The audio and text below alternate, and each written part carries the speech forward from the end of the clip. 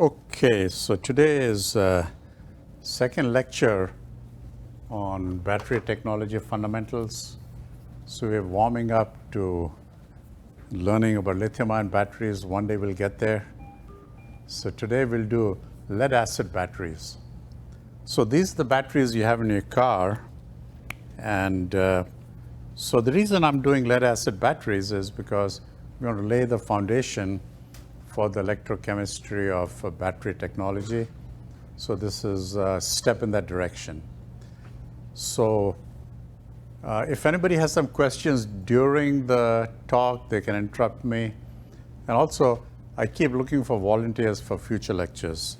So if you have any desire to teach electrochemistry, battery technology, let me know. Okay, so let's get started with lead-acid batteries. So what is a lead-acid battery in its simplest form? In its simplest form, we have a piece of lead, Pb, that is porous. Porous to increase the surface area. And so I'll call this Pb over here, piece of lead. And then I have lead oxide. I'll call this PbO2. That 2 is a little small. Let me make that bigger. And so now lead oxide is brittle, so it does need a core which is lead. So you can have a piece of lead and you oxidize the outside, you get PbO2. So that's how so I'm just drawing this as PbO2, lead oxide, but there is a core of lead inside to stabilize, to structurally make this possible. Both lead and lead oxide are conductive. Now, lead is a metallic conductor. All metals are electronic conductors, but don't ask me how lead oxide is conductive, but it is. So we take these two electrodes and we have them in sulfuric acid. So here's a container of 6 molar H2SO4. So let me go slow. So what is molarity? So in other words, if you have to mix the solution in a garage, how would you do it? So 1 molar sulfuric acid means you have 1 molecular weight in grams in 1 liter of water. Let me just say L. Oh, okay, I can say liter of water. So what is 1 mole? What's 1 molecular weight of H2SO4? So 1 mole of H2SO4 will be 2 times 1. 1 is atomic weight for hydrogen, plus 1 times 32. 32 is the atomic atomic weight for sulfur, plus 4 times 16, and I think this is 98. So if you take 98 grams of H2SO4 and you put them in 1 liter of H2O, you get 1 molar H2SO4. So just imagine, to get 6, you're going to multiply 6 times, let's say 100. So you put 600 grams of sulfuric acid on 1 liter of water. That's pretty corrosive acid. So it is a nasty acid. So that makes the lead acid battery. So I have 2 electrodes. So what happens when you do this? So we took fresh lead and we took this fresh lead oxide, and we put it in sulfuric acid. So how do we get this voltage? So essentially, when you think of sulfuric acid, it dissociates into H plus ions. Not all of it, but a large fraction of H2SO4 will be H plus ions, and SO4 minus 2 ions. So what happens is, I can write it like this. H2SO4 gives you H plus 2 of them plus SO4 minus 2. So you get 2 protons of 2 protons, and then you get this SO4 minus 2. So notice this charge balanced. So there are 2 positive charges over here and 2 negative charges. So everything is charge balanced. Okay, so now what happens? So you have these, of course, you have H2O molecules also. So you have these 3 main things in this liquid. So these ions can move, as we discussed last time, they can move by diffusion. And diffusion is motion because of the concentration gradient, right? If you have concentration more over here, less over there, ions will move to make the solution more homogeneous. And also drift. So drift is motion because of electric field. So electric field is also defined as force per unit charge. So if you have electric field, and it's also defined as minus dV over dx. So if the voltage is 1 volt and the spacing is 1 centimeter, you have electric field of 1, right? So force per unit charge. So if you have electric field, the electron or the ion has force on it, so it's going to move. There's going to be a velocity.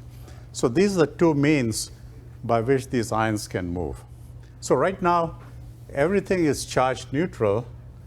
So the only thing that's happening is diffusion. So these H plus ions are diffusing around. Sulfate ions are just diffusing around like crazy, randomly, Brownian motion. Okay, so what happens is, I'll draw this lead as PbO.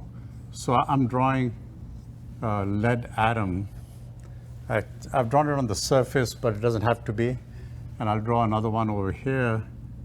This one I'll be careful not to put it right on the surface. It could be. So we have a lead atom. So 0 means no charge on it. It's just an atom of lead. Now, this sulfate ion can, by Brownian motion, get to this lead atom, and it can't marry it. It can't form an ionic bond.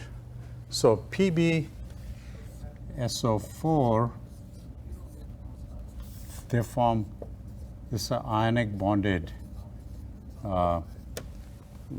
compound. This Pb has plus 2 charge on it. SO2 has minus 2. So it's these charges that attract the 2. So what Pb does is, it gives up its 2 electrons to the sulfate, and then they bond, just like sodium chloride ionic bond. So this sulfate ion will come over here, right next to the lead ion. And for them to get married ionically, this has to be plus 2, right? And I should draw it so it's right next to it. So this is Pb2 plus. Now for this to be 2 plus, it has to give up 2 electrons. So notice, originally it was Pb 0 charge, but for it to ionically bond to the sulfate, so this is plus 2, this is minus 2, this has to lose 2 electrons. It can become +2 by losing 2 electrons. So these 2 electrons are lost. So notice, now the lead is negatively charged, right? So the lead is all of a sudden has 2 extra electrons that are inside the metal. So it's got a negative charge, right? Now on this side, on the PbO2 side, same thing can happen, but this side is a little bit more complicated. So I'll draw 2 molecules of PbO2. So let me draw one. So this is 0, -2. Now this is Pb +4 and O -2. Now this sounds a little crazy, right? So let's go back to our basics. So let's look at oxygen molecule. Oxygen is 8+ core. So therefore, it has to have 8 electrons. An oxygen molecule has to be charge neutral. So it'll have 2 electrons in the inner shell, and it'll have 6 electrons. That's 5 and 6. So now it's charge neutral. So it has place to accommodate 2 more. So for the oxygen atom to become happy, it needs 2 more electrons. Then it achieves the state of nirvana. It's in a happy state. So oxygen loves 2 electrons. So getting back to this lead oxide, so oxygen gets the charge of -2. This gets the charge of -2. Now it needs lead with the charge of +4. And it so happens, don't ask me why, that lead can be +2 or +4. So lead can either have a valence of 2 or 4. So let's not go into that because I can't explain it. But I explained to you how oxygen can have a charge of -2 by accepting 2 electrons. So on that, by the same logic, lead loves to give off 2 electrons or 4 electrons. It's happy giving off either 2 or 4. So in this case, this is the structure of lead oxide. So let me draw another one. So I'll draw 2 of these molecules.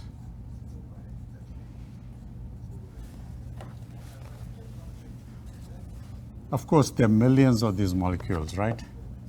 But I'm handicapped because I can only draw a few of them. So we've drawn 2 molecules of lead oxide. So now what happens? These sulfate ions that are all over the place, they are diffusing around.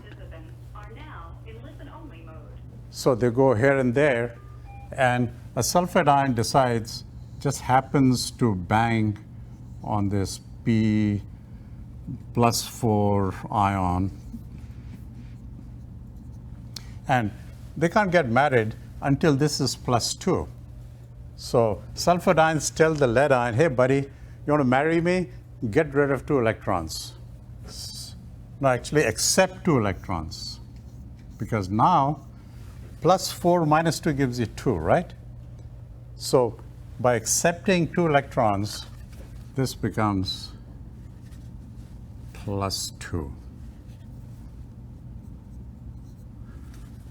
So now you have just like over here. In this case, it went from 0 to +2 by losing 2 electrons. Here, the lead went from +4 to +2 by gaining 2 electrons. But it still formed the same lead sulfate. So this is lead sulfate, that is lead sulfate. But like in any marriage and divorce, you're left with parties that are hanging there. So these oxygen ions, they're pissed. They've been abandoned by the lead because lead decided to marry sulfate. So what do? They have a scheme of their own. So along comes H+ ions, because now they're attracted to the oxygen because oxygen is negatively charged. So they get attracted to the positive charge. And look, H2O they form a water molecule, this charge balance. So this oxygen atom decides to leave Oklahoma and go to the electrolyte. So it forms a water molecule. So, and these hydrogen ions, along with this oxygen, forms another water molecule. So what happened in this reaction? In this solution, so let's write down what happened. So the SO4 minus 2 formed PbSO4 on each electrode, and the O2 minus ions in the oxide, they formed H2O by consuming H plus ions. So the net effect is the concentration of SO4 minus 2 and H plus decreased, right? Because they formed PbSO4 coating on both electrodes.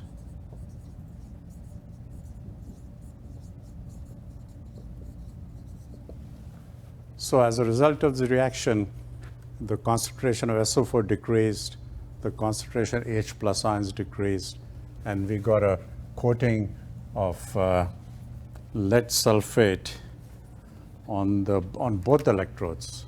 So let me just emphasize, I got lead sulfate on both electrodes. Now, this reaction carries on. So we keep forming more lead sulfate, and this becomes more negative as the reaction proceeds. And notice here, we're consuming electrons. So this one becomes more positive. So the reaction doesn't go on forever.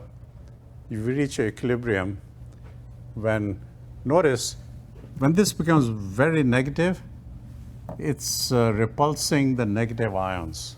So you reach a point where the electrodes have so much charge that now they can repel the ions. So let's say the Pb electrode becomes very negative. It repulses the SO4 ions, right? And the PbO2 becomes very positive, so it repulses H plus ions. So the reaction reaches equilibrium at some point.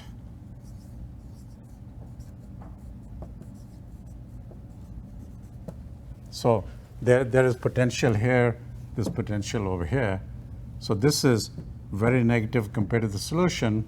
This is very positive compared to the solution. So now, what is the voltage that develops across these electrodes? So let me just draw that voltage. So over here, at this interface, there's a voltage of 0.356, and at this interface, there's a voltage of 1.685, I think. And if you add the two up, you get about 2.1 or something, approximately. You get 2.1 volts across these leads. This is positive, this is negative. So in cars, you have 12-volt batteries. So they get that by putting 6 batteries in series. So about 2.1 times 6 is about 12 in my math, 12 volts. That's how you get the 12-volt battery. So any questions at this point? So this is just what I would call open circuit, how the battery behaves on open circuit. So all you've done is you've taken a piece of lead and lead oxide on top of lead, and you just immerse them in sulfuric acid. So this is a basic electrochemistry. We have skipped a lot of details, and we made many assumptions. Okay, now what happens when we put a load on it? So your load could be your radio, starting your engine, whatever. So this is negative. And when I say negative, it's right here. Across the interface, there is a voltage between the liquid and the metal. Now you cannot measure this voltage. It's impossible to measure this voltage at that voltage. So what we do is, but we can measure the total voltage, right? We can measure it over here, and that's the 2.1. So now when we put a load in between, the electrons will flow in this direction. So I'm just writing 2 electrons because we took a case where we're dealing with just one reaction. But of course, there are millions of electrons going this way. But the number of electrons over here has to equal the number of electrons over there. That's Kirchhoff's current law, right? That in a circuit, you have to have the same current. You can't have different currents. And we discussed that last time. If you had different currents, you would have charge buildup, more positive charge here, negative charge there. And I proved to you that if I have a positive Coulomb on one hand, negative Coulomb on the other hand, and I'm almighty, and I pull them apart and let go, then all of Poughkeepsie will be vapors, right? Gas, There's so much energy in that. So you have to have the same current flowing through. So how does current flow through the solution?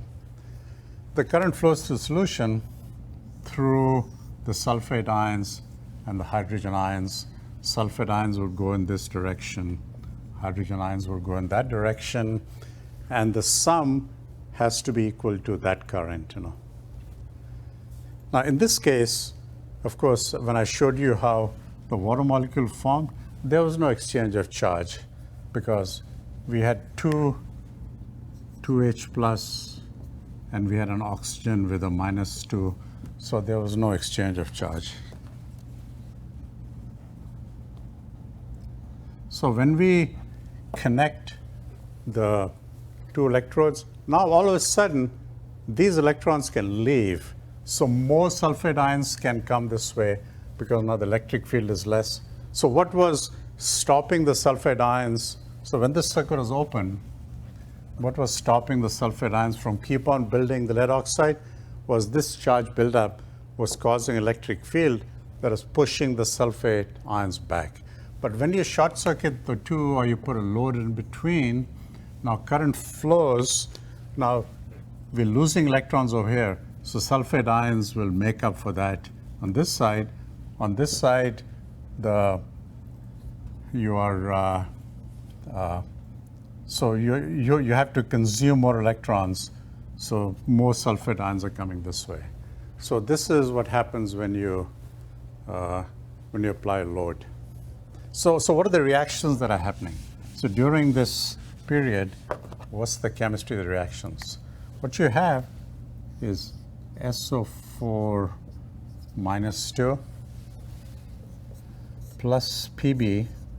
Let me put that 0 over there, it's neutral. It gives you PbSO4 plus 2 electrons, right? So now you have -2 charge over here, -2 charge over there. So this reaction is happening over here. That's forming the lead sulfate. So this reaction is an oxidizing reaction.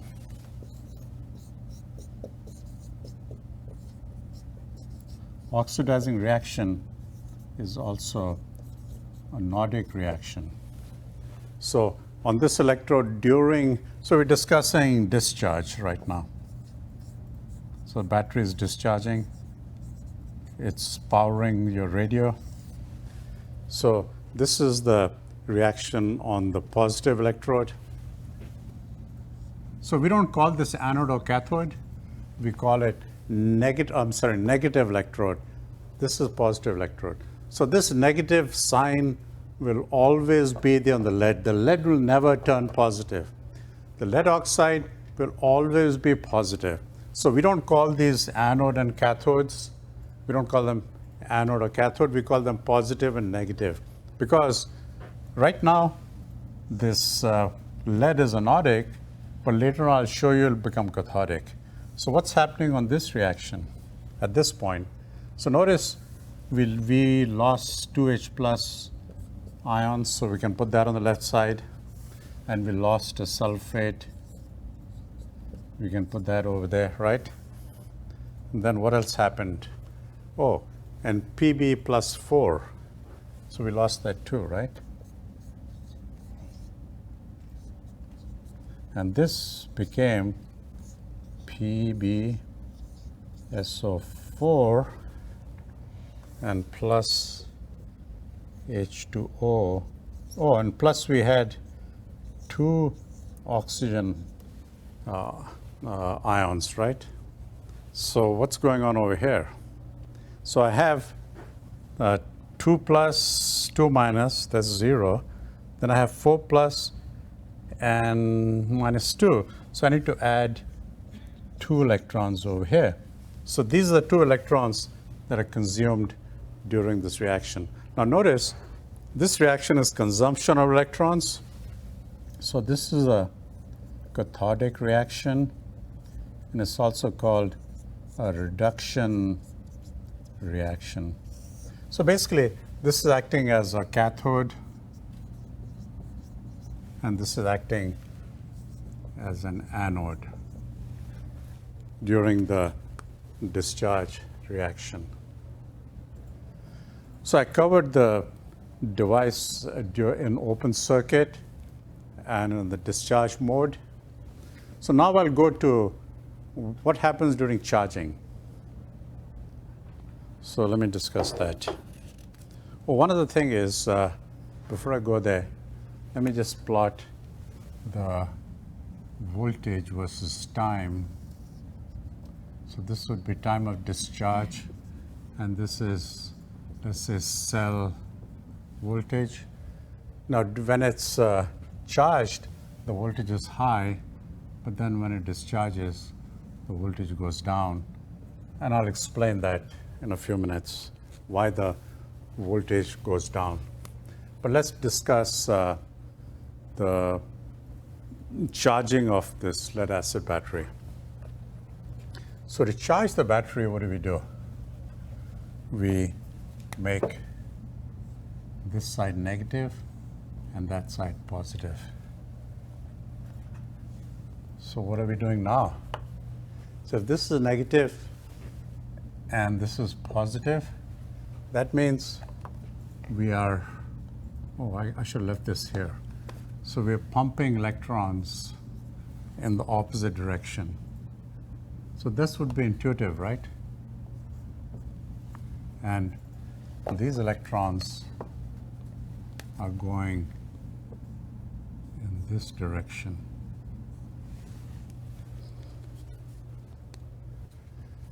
So that would also mean that these electrons are going in this direction, and these electrons are now, they have reverse direction. So how does that happen? So these electrons come along and they look at this poor tired lead ion that's married to the sulfate ion. It convinces it, hey guy, let's combine. So those 2 negative ions in this one, they form a neutral lead atom, and that frees the sulfate. So sulfate is free. And similarly over here, when 2 electrons leave this lead, it becomes +4, and this sulfate is free to move. Now all of a sudden, this guy, this lead +4, wants his oxygen atoms back. So the water molecule provides oxygen, and the H2 gives 2H plus over here and 2H plus over here. So I think I covered too much over there. So let me just go over that a little bit more slowly. Or I can do it over here. So let me just do that again. So we started off with Pb +2, right? And when we reverse polarity, we're pumping electrons over here. So 2 electrons come along, and so these 2 electrons neutralize that positive charge. So these electrons enter the lead atom, the lead ion, and occupy this +2 space. So this becomes 0, no charge on this. And when lead has no charge, the sulfate ion says, forget it, this lead has no charge, I'm divorcing it.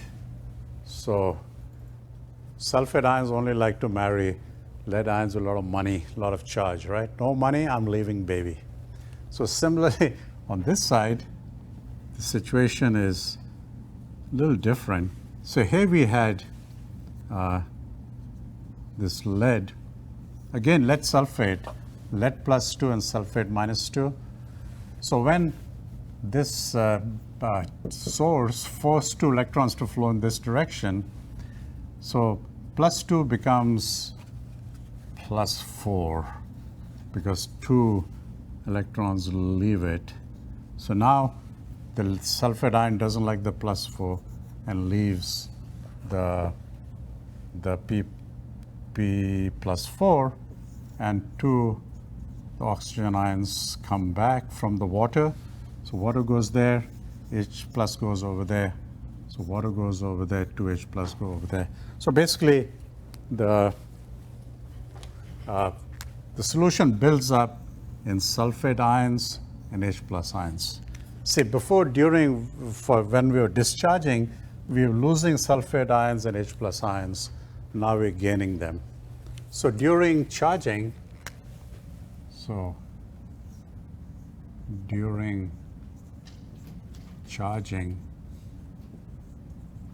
this electrolyte builds up in H plus ions and sulfate ions.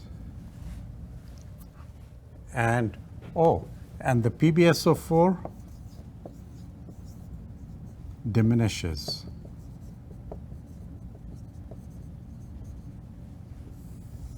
So that's basically what happened. So the lead sulfate coating decreases in thickness or disappears, and the solution becomes more acidic, more concentration of sulfate ions. Now, just a recap, during discharging, which we did earlier, what happened? So during discharging, we H plus ions reduced in concentration, SO4 ions reduced in concentration, and the PbSO4 thickened.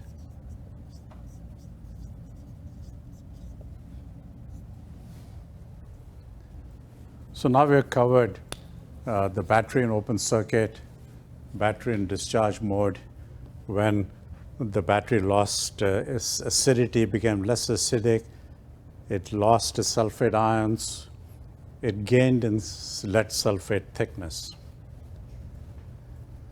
So of course, lead sulfate is not so conductive, so that's not a good thing, right? So whereas during charging, the solution became more acidic, sulfate ions increased, and the lead sulfate became thinner. Any questions right now?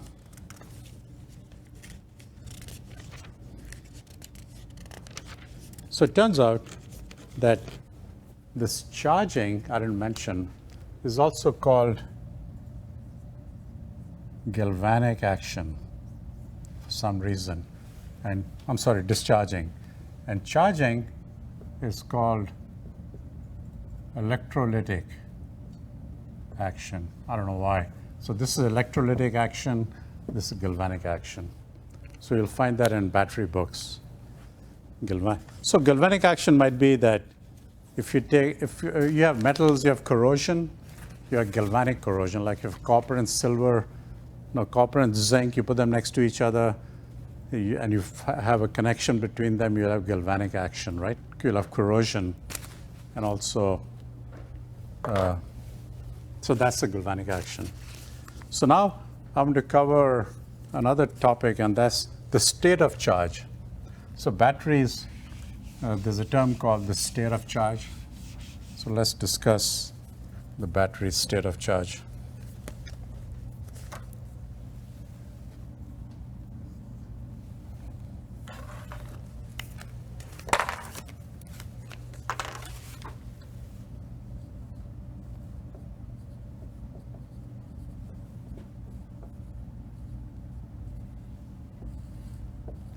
So the state of charge, I won't draw the whole table I have over here, but it could be 0% or it could be 100%, right?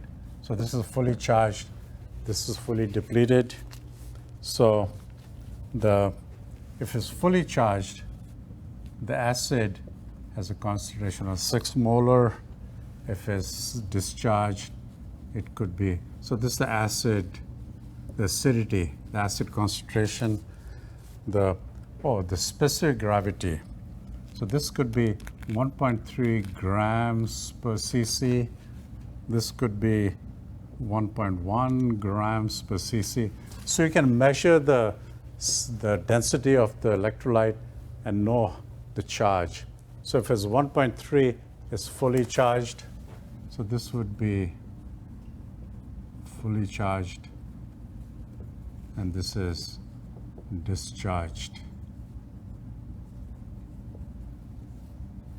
And so by the acidity, you can tell what the concentration, whether the battery is charged or not.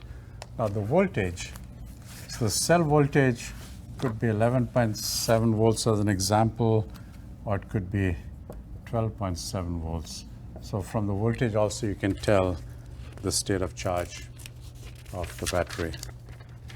Now, I'm going to introduce a new topic, and that is, what is the relationship between the concentration of sulfate ions and hydrogen ions to the voltage across this interface? So I'm going to talk about battery voltage versus concentration of the electrolyte. So we talked about SO4 ions, H plus ions. The question is, how do they affect the battery voltage? So this is the symbol for concentration in chemistry. So turns out there's a guy called Nernst, or was a guy called Nernst. And some people, as just a sidebar, some people say he's the reason why we did not have electric cars in 1900, because of his dominance of the field, and he believed too much in thermodynamics and not enough in kinetics. So if the electrochemists had paid more attention to kinetics and less to thermodynamics, you would have been driving electric cars in 1900 and never had this gas guzzlers and Mustangs and all these crazy cars, you know. But that's another story. So what Nernst came up with was a brilliant thing. He related ion concentration to battery voltage. So his equation obviously is called Nernst equation after him. So what his equation says, let me give an example. Suppose you have a reaction, we call them half cell reactions. And what that is, see, here I have two half cells. This is a half cell reaction, this is a half cell reaction. One reaction happens over here on half the cell, the other reaction happens on the other half of the cell. So we're dealing with each half. So the total is this voltage plus that voltage, right? But what is the voltage at each electrode? But suppose the reaction is A plus MH plus N electrons. And we will derive this reaction in a few lectures down the pike. But right now, let's assume it. So in this lecture series, we derive everything. So this reaction, by the way, is a reduction reaction. What that means is electrons are being consumed in the reaction. So electrons being consumed. So this you have to know because in electrochemistry and battery technology, they keep talking about oxidation reaction, reduction reaction. So this is a reduction reaction.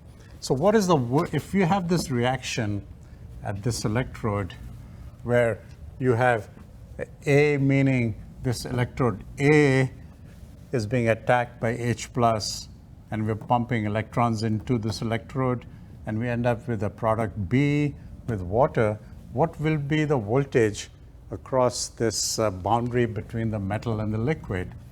And Nernst gave that answer 130 years ago. He said the voltage will be E is equal to E naught. E naught is the equilibrium voltage. And so this is under standard conditions of concentration and temperature. So concentration would be 1 molal, temperature would be 298 Kelvin. So under these conditions, we have already determined what the voltage is. Now the question is, when we change the H plus concentration, then what happens to this reaction? So he said this reaction, this voltage will be RT over NF. N is the same N, R is gas constant, F is Faraday's constant, T is temperature, and log, that's natural log, A, concentration of A to the power of A, concentration of H plus to the power of M, concentration of B to the power of B, and concentration of water to the power of D. So when you look at this reaction, what is the concentration of water? What's this pure metal? So we say these, we just make them equal to 1. So we end up with the concentration, with the voltage across a half cell equal to RTONF log of hydrogen ion concentration. So let me take another example. Well, let me take the example over here. So maybe I can go on this side and take the example of a lead acid battery. What is the effect of the sulfate ion and hydrogen ion on this voltage? So let's first write the reaction. We have PbO2, that's the lead oxide, reacting with the sulfate ion and reacting with the 4H plus 2 electrons, giving you PbSO4 plus 2H2O. So this is a reaction during the discharging where the lead oxide is attacked by the sulfate and by the H plus, giving you the lead sulfate plus water. And of course, the 2 electrons are consumed in this step. So electrons are consumed. So this is also a reduction reaction. So Nernst reaction is written in the reduction form. So because this voltage E is the voltage for reduction reaction. So now let's write down the Nernst equation for this. Is RT over 2F. So 2 electrons are taking part in this reaction. Now we have log of the reactants. So we have PbO2, and we have SO4, and we have H plus to the power of 4, and at the bottom we have PbSO4 and H2O squared.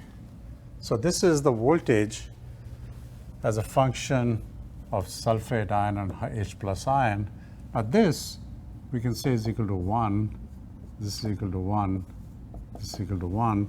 So I can simplify the reaction as RT over NF log of sulfate ion concentration and H plus to the power of 4.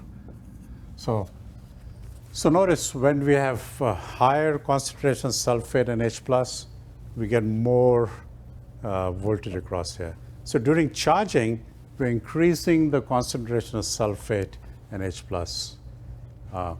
During discharging, these concentrations decrease. So that's why I can make a plot of, I think I have to stay over here on this page. So let's just draw the plot of charging versus discharging. So now I'm plotting the voltage of the battery versus the state of charge. So this would be the state of charge, but also on the same axis, I can plot H2SO4 molarity. So let's say this goes from 6 to 2. So the concentration of sulfuric acid is 6 molar over here and 2 molar over here. So this would be the direction of discharge, right? So this is, let's say, 100% charge, and this is, let's say, 0% state of charge.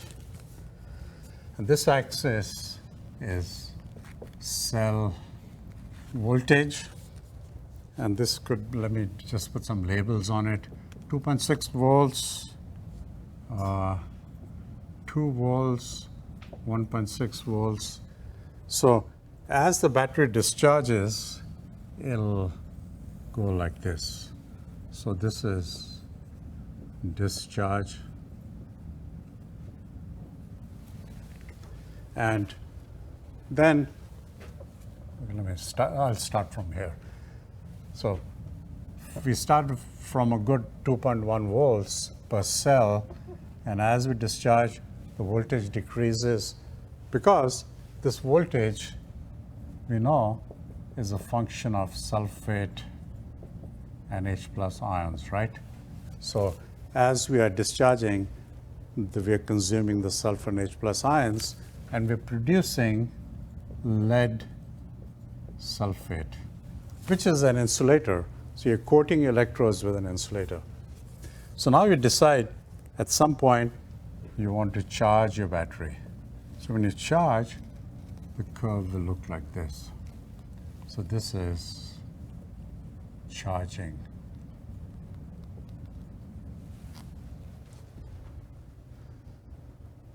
So why do we have this difference? Oh, by the way, sorry. This discharging and charging is done at a constant current. So whatever that is, just to keep things simple, we do the discharging at some, let's say 1 amp 1 coulomb per hour or whatever. So we have the same current, 1 ampere or 2 amperes during this process. So one of the question comes up, why do we have this difference? Why do we have high voltage during charging and less voltage during the actual discharging? And there are many reasons for it, but since I only have 5 minutes left, let me cut to the chase and say, we'll go through the reasons next time, but from this, let me just come up with a simple equivalent circuit for a battery. So I want to come up with a basic battery model without knowing any chemistry. So what would be a basic battery model? So for that, I've used the simple Thevenin theorem, right? So Thevenin theorem says that any electrical circuit, you can put it in this form. You have a voltage, a Thevenin voltage, and you have a Thevenin impedance. So this is a basic thing in electronics, that you have a box, some electronic box, and you have a terminal. And looking into this circuit, you can think of the circuit as having a voltage source, a Thevenin voltage, and a Thevenin impedance. So we can do the same thing for the battery. So we can say a battery has this voltage that is a function of state of charge.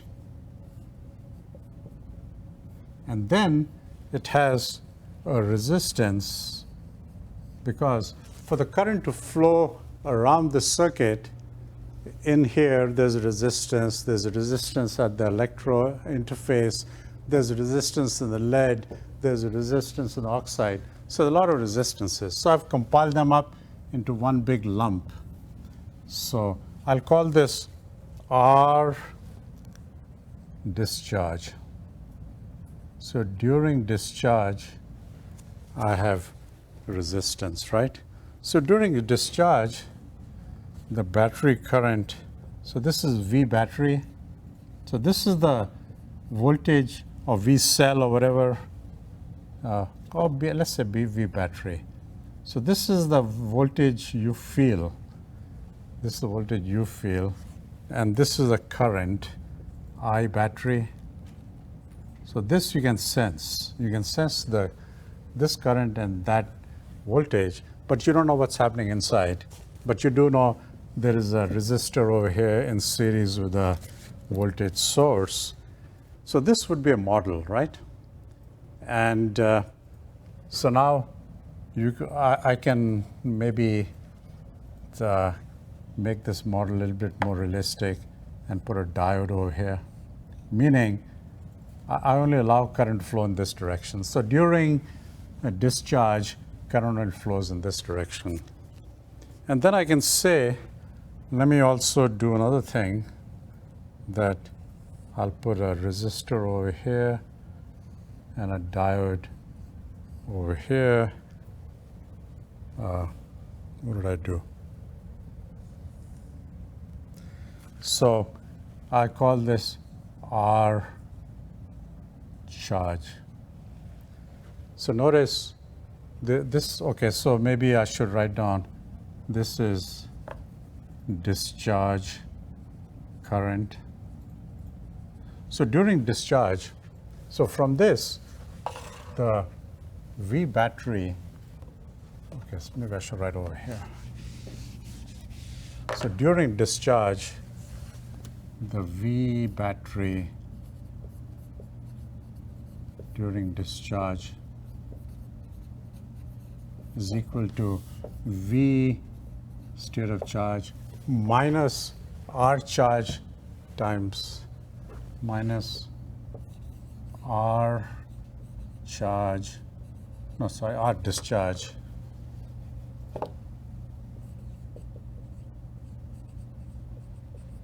times I discharge, right? That's during discharging. Now, during charging, we are pumping current in this direction.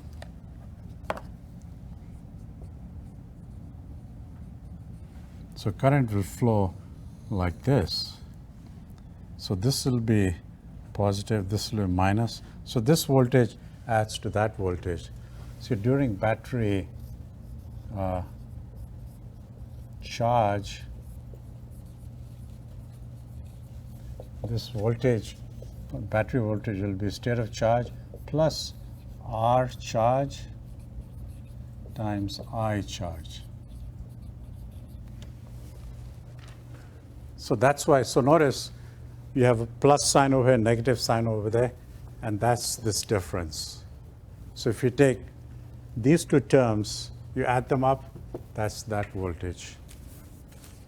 So on that note, I think I'll stop. So we have 1 minute left. Any questions?